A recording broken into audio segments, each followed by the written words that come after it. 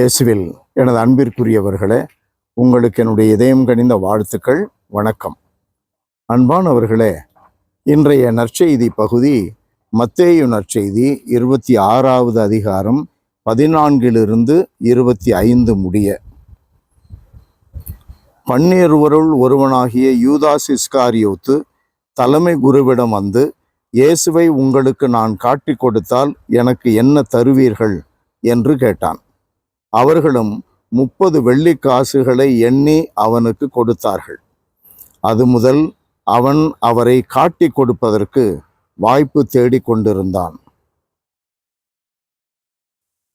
அப்படிப்பட்ட யூதாசை குறித்து இயேசு என்ன சொல்லுகிறார்? மறைநூலில் எழுதியுள்ளபடியே என்னை காட்டிக் கொடுப்பவன் போகிறான். ஆனால் ஐயோ, அவரை காட்டிக் கொடுக்கிறவனுக்கு கேடு. அம்மனிதன் பிறவாதிருந்தால் அவனுக்கு நலமாயிருந்திருக்கும் என்றார். அன்பானவர்களே, நம்முடைய வாழ்க்கையில மற்றவர்களை எப்படி போட்டு கொடுக்கலாம், அதன் வழியாக காட்டி கொடுக்கலாம் என்று வேலை செய்கின்ற இடங்களிலே, கம்பெனிகளிலே பலரும் எண்ணிக்கொண்டிருக்கிறார்கள். மற்றவனை போட்டு கொடுத்தா இவனுக்கு பதவி வரும். 30 வெள்ளிக்காசு மாதிரி பதவி உயர்வு, அந்த மேனேஜரோட இன்னும் நெருங்கிய நல்ல தொடர்பு, அப்படியெல்லாம் வரும். அப்போ காட்டி கொடுக்கறதும் போட்டு கொடுக்கறதும் ஒரே மாதிரி தான், ஆதாயத்துக்கு தானே. 30 வெள்ளிக்காசுக்கு எப்படி யூதாசு காட்டி கொடுத்தானோ அதுபோல போட்டு கொடுத்தால் ஏதாவது நன்மை கிடைக்கும். அதை போல நம்முடைய வாழ்க்கையில சுய லாபத்துக்காக நாம் எதை செய்தாலும் காட்டி கொடுப்பது தான், போட்டு கொடுப்பது தான். அந்த இயேசு என்ற இடத்துல, இயேசு இருக்கிற இடத்துல யாராவது ஒரு சாதாரண ஏழை இருக்கலாம், ஒரு படித்த அல்லது படிக்காத பணியாளன் இருக்கலாம், நம் கோ பிரதர்ஸ் இருக்கலாம், கோ ஒர்க்கர்ஸ் இருக்கலாம்.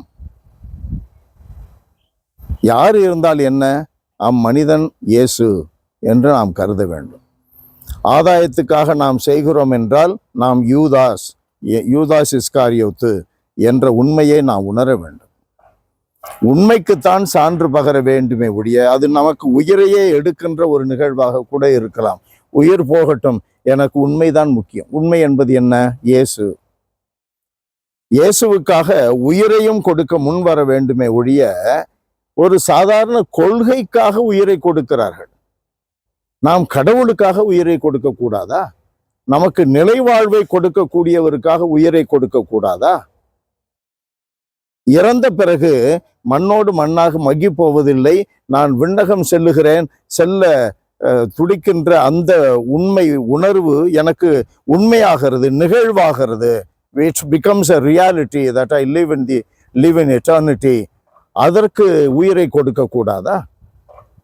கொடுக்க முன் வர வேண்டும்.